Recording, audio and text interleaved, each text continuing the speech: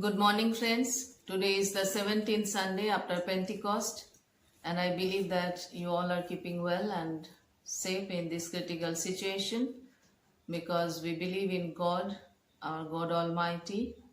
And as we have gathered here today, this morning, the Gospel reading is taken from Gospel according to St. Mark chapter 9, verses 30 to 41.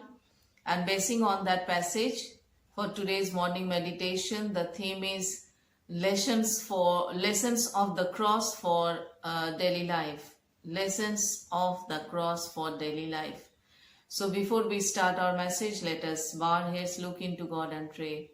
Gracious and loving God, we thank you for this time, O Lord. Lord, as we have gathered here, this time we commit ourselves into your mighty hands. Bless each one of us. We ask this prayer in the mighty and matchless name of our Lord and Savior Jesus Christ. Amen.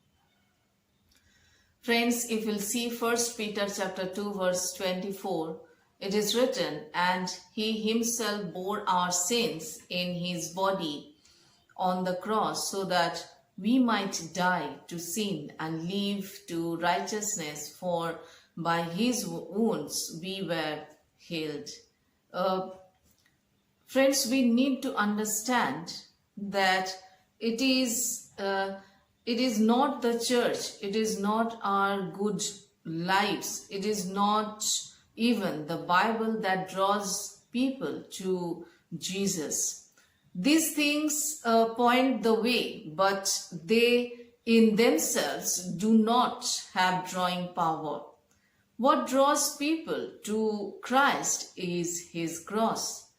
Because we need to understand that the church proclaims it, the good lives confirm it, and the Bible records it.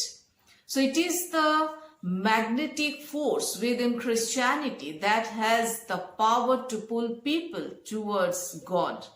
So here in this passage, it is written that Jesus said to them, "The Son of Man is going to be betrayed into the hands of men.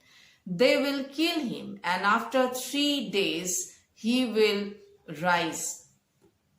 So we need to understand that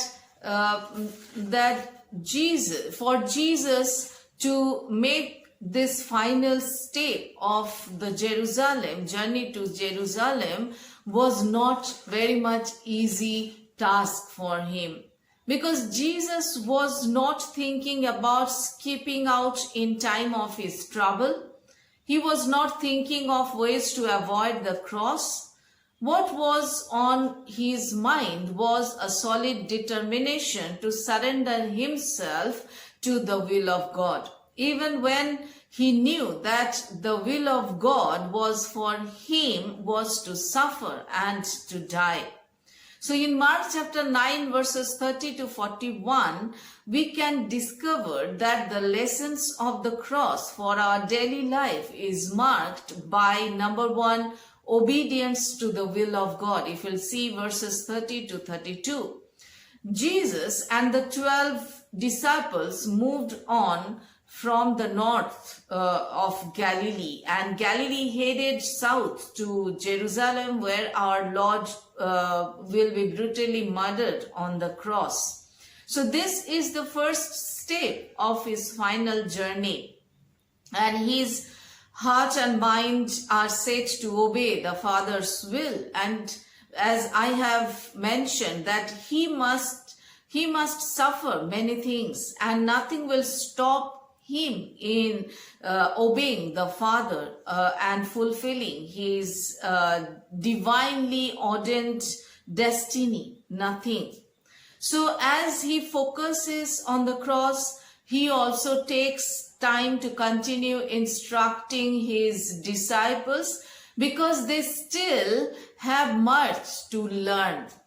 So this is the second of his third passion predictions, and his goal is to prepare them for what lies ahead. And his coming death and victorious resurrection is a resounding theme, as that obviously an inevitable day draws nearer. And Jesus sacrificially says that he is going to be delivered into the hands of men.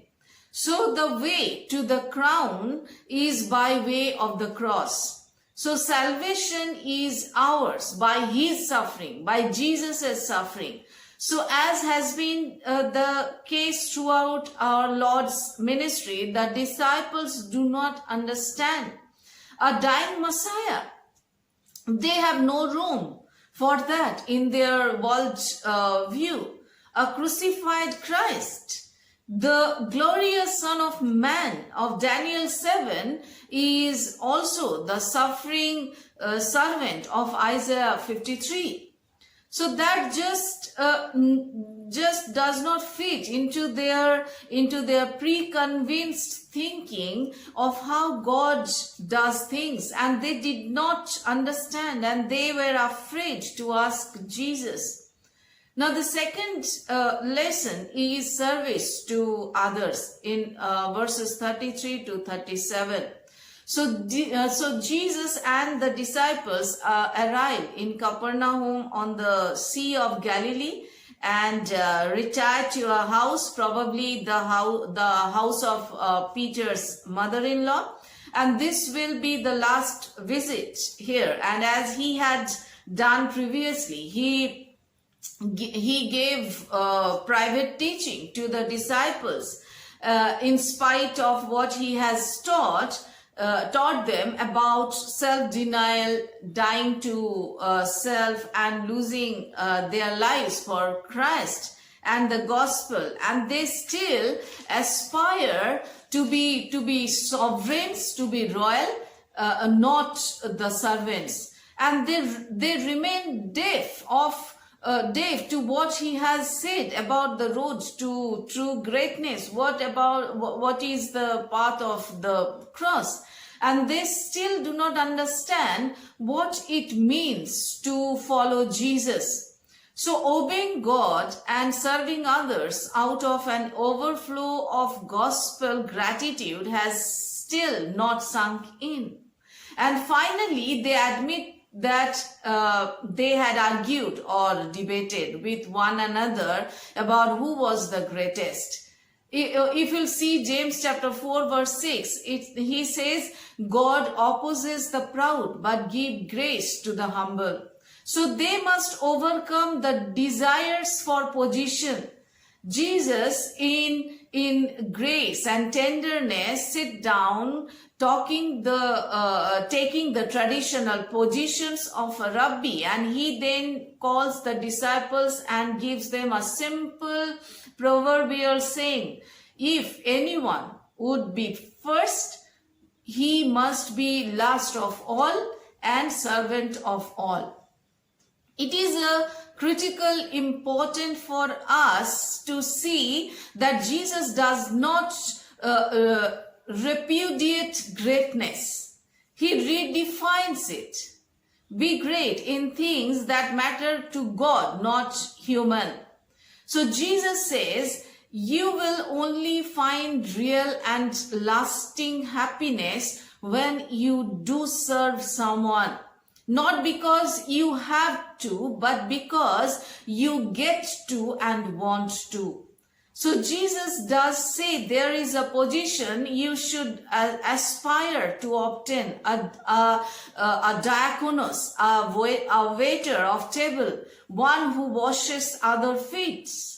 So the work is not glorious in man's eyes, but it is great in God's eyes. So here is a posture and position worthy of heaven.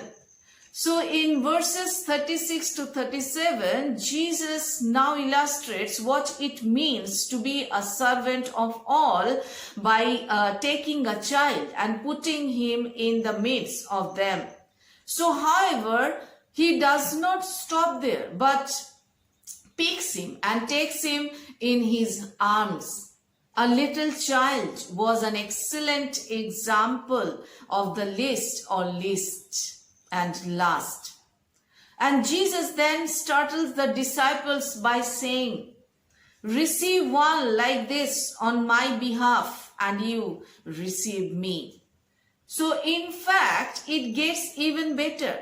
So receive me and you receive the one who sent me. So treat well those who have no standing in this world, and you will receive an audience with my Father, our God. So Jesus points the way to the cross. So die to self, serve others, care for those no one else cares for. So receive them in my name and you receive me. That means receive Jesus and we get his Father too. So the way up is down. So the way to get is give. So the way to be first is to be the last. And this is the way of Jesus. So this is the lesson of the cross. Now the third lesson is faithfulness to Christ. If you'll see verses 38 to 41. 80% said the ideal missionary must have four passions. Number one, a passion for the truth, a passion for Christ, a passion for the soul of men, and a passion for self-sacrificing.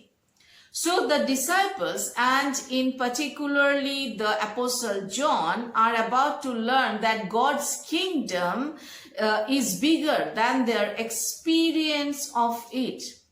So the one who is not against Christ is for Christ. And John voices a concern that is bothering him and the others. Then he came across someone casting out demons in Jesus' name, and apparently they did not know him, and he obviously was not a part of their group, and so they tried to stop him because he was not following them. But they should realize that the one who serves Christ will be rewarded by Christ. And friends, to Christ will lead us to applaud and celebrate those on God's team, even if they are different from us or different than us. So, friends, now this morning, throughout this passage, if you'll read it carefully several times, we can understand that this passage and the theme is very much related to our day-to-day life, because it is talking about the lessons of cross for daily life. And the cross is very significant and it carries a real meaning and lots of realities to our life. So in Romans chapter 1 verse 16, Paul says that the gospel is the power of God unto salvation. And this is true, but the power of the gospel is the cross of Jesus Christ. That we must understand. But why? Why cross is the power of the gospel? Because it draws us, because of its power, it relates us from the cursing burden of guilt that we carry because of our sins. Because it redirects the attention of our heart. Once we desired for our own glory and independence from God. But now we desire to glorify Him and know His will for our life. And then the cross has the power to re-establish our worth as a person, as a children of God. And we should honestly say that the power that the cross has is the power to completely change our lives. So friends, let me ask you one question today, this morning. Have you experienced the power of the cross? Do you know what is the significance of the cross in our life? You can, if we will come in front of Jesus and commit ourselves into the hands of God, because He will give us, He will lead us, He will guide us to understand what is the lessons of the cross for our daily life. So God bless each one of us through these words. Amen.